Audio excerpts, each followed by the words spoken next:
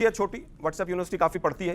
Sir सबसे पहले तो मेरा सवाल बीजेपी से है। बिहार में 20 साल से आपकी सरकार है और बिहार में भी आज वही मुद्दा है, बेरोजगारी, गरीबी और शिक्षा को लेके। मेरा सवाल बीजेपी से है कि बीजेपी के राज में घुसपैठी कैसे हुई। अच्छा सवाल आप जब वोट मांगते हैं तो मंगलसूत्र छीनने की बात करते हैं। क्या मतलब होता है मंगलसूत्र छीनने का? मतलब वो ज्यादा बच्चे वाले, वो कम बच्चे वाले, वो मुजरा करने वाले, आप ये भाषा इस्तेमाल करते हैं। फिर ट्रंप की जरूरत ही नहीं थी इस देश को, तो ये नमस्ते ट्रंप, अब की बात ट्रंप सरकार और हाउडी मोदी, ये क्यों हो रहा था भाई? आपके कैमरे वो हमन करने के वहां पर क्यों घुस रहे थे मोदी के साथ साथ जाके, अगर ट्रंप की जरूरत ही नहीं थी तो? एक साउंड टेक 7 एक्शन। क्या आपको लगता है राजनीतिक में शुचिता तो रहनी चाहिए, मां की गाली प्रधानमंत्री को देना क्या सही है? जनता को आप मूर्ख समझना बंद कर दीजिए। इसकी मुझे लगता है किसी को भी किसी की भी गाली देना बिल्कुल गलत है, उसको किसी भी रूप में सही नहीं ठहराया जा सकता है। और लेकिन दुर्भाग्य यह है कि आप जब जब चुनाव आता है गालियों के पीछे क्यों छुप जाते हैं आप? हम कह रहे हैं बिल्कुल नहीं देनी चाहिए।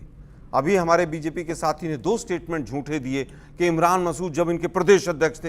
अरे भाई, इमरान मसूद हमारे कभी प्रदेश अध्यक्ष नहीं रहे।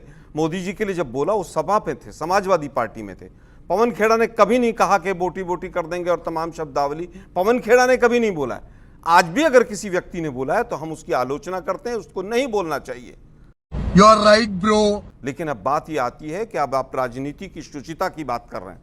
अरे भाई, सबसे ज्यादा गंद तो भाषा का कह रहे हैं कि बीजेपी ने खुद करवा लिया और अब ट्वीट करवा रहे हैं, एजेंडा बना रहे हैं ये लोग। देखिए, बीजेपी ने करवाया है। बीजेपी की सरकार है वहां पर नेता आपका है। बीजेपी को बताना चाहिए कि हमने कौन कौन सी धाराएं लगा के उसको जेल में डाला है। और बीजेपी तो और आरएसएस के तमाम लोग तो जिस तरह का लिटरेचर फेंकना मंदिर में और तमाम चीजों में पाए गए, उनका तो इतिहास इस तरह का रहा है। दुर्भाग्य यह है कि देश के प्रधानमंत्री जो मूल मुद्दे हैं, जो करोड़ों लोगों की वोट काटी गई है, वहां पर नारा चल रहा है वोट चोर गद्दी छोड़। इससे बड़ी देश के प्रधानमंत्री के लिए कोई गाली नहीं हो सकती है।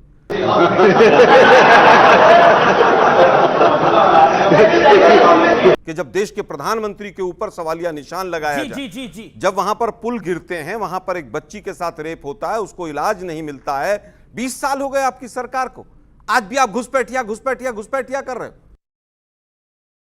अरे भाई, 20 साल से आप बिहार में पकौड़े तल रहे थे क्या?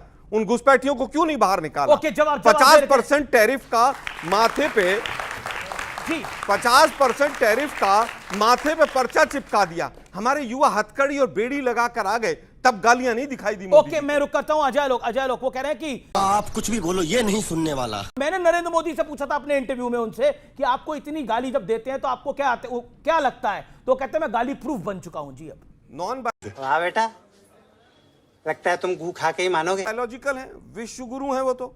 अरे भाई, राजनीति में हैं आप, आपने सुचिता का बट्टाधार किया। आप जब वोट मांगते हैं तो मंगलसूत्र छीनने की बात करते हैं। क्या मतलब होता है मंगलसूत्र छीनने का? मतलब वो ज्यादा बच्चे वाले, वो कम बच्चे वाले, वो मुजरा करने वाले, आप ये भाषा इस्तेमाल करते हैं। फिर आप सोचते हैं सुचिता होगी। कहां से आएगी सुचिता? देश के प्रधानमंत्री ने सबसे ज्यादा भाषा के स्तर को गिराया। विभाजनकारी भाषा बोलते हैं, 80-20 शमशान कब्रिस्तान, मुझे वोट दे दो। अरे भाई सुनिए ना, आप करोड़ों वोट काट देंगे, इलेक्शन कमीशन को अपना पिट्ठू बना लेंगे, ईडी के डायरेक्टर को 5-5 साल तक अनैतिक तरीके से बैठाएंगे, पाकिस्तान के सामने सरेंडर करेंगे आप, उसके बाद कहेंगे कि आपकी आरती उतारी जाएगी। क्या कह रहे हैं? पाकिस्तान के सामने सरेंडर कर दिया? बिल्कुल सरेंडर किया। नहीं सर, मैं नहीं मानता। देश के प्रधानमंत्री ट्रंप का नाम नहीं ले पाए पिछले कई महीने से। ट्रंप वाले विषय में बोलिए। पाकिस्तान के सामने भारत ने कोई सरेंडर नहीं करा। पाकिस्तान का बैंड बाजा और बारात निकाल कर आए हम लोग। सुनो ना, ट्रंप का पाकिस्तान का बैंड बाजा और बारात निकाली है हमारे सैनिकों ने। पाकिस्तान के सामने हिंदुस्तान सरेंडर नहीं कर सकता सर, ना मोदी सरेंडर कर सकता है पाकिस्तान के सामने। और ट्रंप के कहने से ओके, आप कुछ भी बोलो, ये नहीं सुनने वाला। ठीक है, एक सेकंड। अब आपने अपनी बात बोला। अहमदाबाद में और गुजरात में क्या हुआ? विवेक, आपने बोला कि ट्रंप के कहने पे सीज फायर हुआ। अब तो महाराज आप भी इस बात को मानेंगे, जब हमारा ट्रेड एग्रीमेंट ही नहीं हुआ तो ट्रंप के कहने पे सीज फायर कैसे होगा? ये तो ट्रंप के मुंह पर भी it is egg on his face. ये ट्रंप के मुंह पे एक अंडे की तरह है। और पॉइंट नंबर 2, इत्मीनान से, गुस्सा होके नहीं, एक सेकंड। discussion देखिए, आप कर लोग रहे हो। आलोक शर्मा जी के ताल नहीं बजा लीजिएगा, लेकिन एक सेकंड मेरा सवाल पूरा होने दीजिए। आलोक जी, मेरा निवेदन एक छोटा सा आपको ये है कि ट्रंप वाले मुद्दे को आप विराम दीजिए, क्योंकि ट्रंप की तो अपनी फौज ना देखिए, मीडिया क्या बोलेगा इसके अंदर, मीडिया जो होता है वही दिखाता है। एक सेकंड, और ट्रंप वाले मुद्दे पर ट्रंप ने तो खुद ही साबित कर दिया कि कुछ उसने सीज फायर कराए नहीं, क्योंकि भारत तटस्थ तरीके से खड़ा हुआ है अपनी ट्रेड डील पर। इससे मजबूत क्या खड़ा होगा कि 50% टैरिफ लगा दिया है और भारत अपने किसानों के लिए, अपने मछुआरों भाइयों के लिए खड़ा है। देखिए, ये देश के लिए कठिन वक्त हो सकता है, लेकिन ये आखिरी वक्त नहीं है देश के लिए। ये देश 140 करोड़ लोगों का देश है, इसलिए इसको किसी ट्रंप, किसी अमेरिका की आवश्यकता नहीं है। मैं पॉइंट नंबर 1। और ठीक है, मैं आज के विषय पर आता हूं। एक सेकंड, अब बाकी मेहमान भी है। अब विवेक, क्या आपको लगता है? सर देखिए, बाकी मेहमान भी है, फिर बीजेपी भी बोलेगी। को 3 बार समय दिया मुझे। अमीश जी, मैं केवल ये कहना चाहूंगा कि ट्रंप की जरूरत ही नहीं थी इस देश को, तो ये नमस्ते ट्रंप, अब की बात ट्रंप सरकार और हाउडी मोदी, ये क्यों हो रहा था भाई? ये आपके कैमरे वो हवन करने के वहां पर क्यों घुस रहे थे मोदी के साथ साथ जाके? अगर ट्रंप की जरूरत ही नहीं थी तो 1 करोड़ लोगों का रोजगार जा रहा है, आप लोगों को क्या पता चलेगा? और कॉटन के ऊपर से टैरिफ हटा दिया, ट्रंप के नाम पर लेने से डर रहे हैं लोग। आप केवल ये बताइए, चाइना और पाकिस्तान के ऊपर नहीं लगाया, हमारे ऊपर लगा रहा है। ये सारी की सारी जो दिक्कतें हैं हमारे लिए कर रहा है के सामने ये बयान तुम्हें शर्म है? कुछ शर्म आया है? दिया। एक सेकंड, ओके, ये स्टेटमेंट दी, ओके। आपके बाद मैं अवस्थी जाता हूं, पहले विवेक के पास जाता हूं। विवेक जी, मेरा सवाल ये है, क्या लोकतंत्र में गाली तंत्र चलेगा, हाँ या ना? देखिए, मैं अमीश देवगन का शो है और ये शो बड़ा पॉपुलर है, आप सब बच्चे आज यहां बैठे हुए हैं। Are you comedy me? मेरा ये कहना है, मैं कुछ अच्छा बोलना चाहूंगा आज। माननीय अटल बिहारी वाजपेयी भारतीय जनता पार्टी में थे, हमारे मुख्तलिफ थे, हमारे राइवल थे, हम उनके खिलाफ, उनकी पॉलिसीज के खिलाफ थे, लेकिन नरसिम्हा राव के कार्यकाल में यूनाइटेड नेशंस में उनको भारत का रिप्रेजेंटेटिव बना करके भेजा गया, सम्मान दिया गया। बजाओ ताली। फिर सुनिए अब आप आगे। जब उनकी तबीयत खराब होने लगी, उनकी किडनियों में समस्या थी, या उस समय के तत्कालीन प्रधानमंत्री माननीय राजीव गांधी ने फॉरेन ट्रिप में उनको भेजा, इलाज करवाया, सम्मान भी दिया। बजाओ ताली इस कल्चर के लिए। लेकिन 2014 के बाद इस देश का कल्चर बदला। वाजपेयी ना रहे, वो वाजपेयी जिन्होंने हमेशा नेहरू की इज्जत करी, लेकिन आज नेहरू पे प्रश्न चिन्ह उठाए जाते हैं। गाली गलौज का एक माहौल है, हिंदू मुसलमान एक दूसरे को देखना नहीं चाहते, रोज मीडिया के अंदर हिंदू वर्सेस मुसलमान चलता है। आप मुझे बताइए, सोनिया गांधी एक सीनियर सिटीजन है, बुजुर्ग महिला है, और तबीयत भी खराब अगर उनकी रहती है तो उनको बोला जाता है बारबाला। ये इटली की बारबाला है। यहां महिलाएं बैठी हैं। किसने बोला? आपके प्रवक्ता ने बोला है। बोला? और वो वाइफ्स हैं। बोलिए मत, तो सुनिए जरा मेरे को। किसने बोला? तुम चुल्लू भर पानी में जाके डूब के मर जाओ। उसके बाद जर्सी गाय अरे नाम कांग्रेस लेके की किसने विधवा। बोला? एक सेकंड, विवेक को बोलने दीजिए। कांग्रेस की विधवा। बोला भाई? यहां बैठी हुई जितनी लड़कियां हैं, जरा मुझे आज आप बताओ, क्या ये आप लोग टॉलरेट करोगे? Will you tolerate this nonsense? और ये जो आया है और जो कल हुआ है, इसकी भी निंदा करनी चाहिए। He is my also prime minister, हम सबके प्रधानमंत्री हैं। अगर उनकी मां के खिलाफ किसी ने कुछ बोला, गलत है, सजा देनी चाहिए, बिल्कुल देनी चाहिए।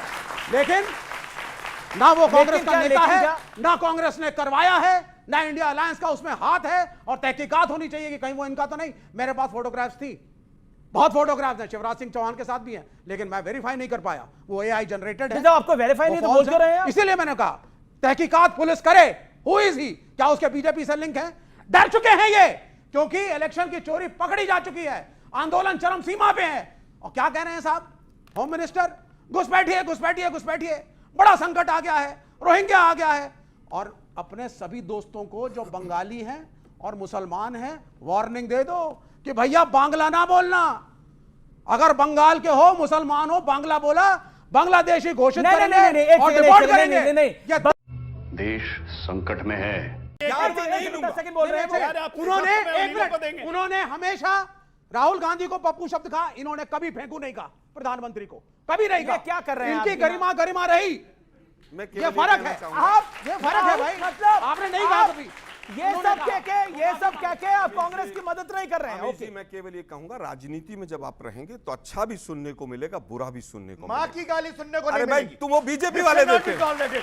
लेकिन दुर्भाग्य ये है कि जब एक देश का प्रधानमंत्री, ये जो बच्चे तालियां बजा रहे हैं, रामलीला ग्राउंड में इतनी लाठियां पड़ी हैं एसएससी के पेपर लीक पर, रामदेव पर, आप लोग मोदी के लिए तालियां बजाते रहिए। ये तो आपके रात लिए के बजा 2 रहे बजे। हैं। नहीं, मैं कह रहा हूं, आपके लिए ज्यादा मैं बजा रहे हैं। कहूंगा, मैं फिर सोते हुए लोगों पर लाठी इनका चलाई थी भविष्य इन्होंने। जो है वो मोदी जी ने बिल्कुल गड्ढे में प्रोफेसर पहुंचा दिया। पाशा, आप दिखाएंगे, आप ये करेंगे, आप वो करेंगे, ये करेंगे, वो करेंगे। सारे सवालों पर विराम लग जाता अगर मोदी जी एक बार कहते कि ट्रंप का मेरे पास कोई फोन नहीं आया, उसके कहने से मैंने सीज फायर नहीं किया। जवाब मैं दूंगा।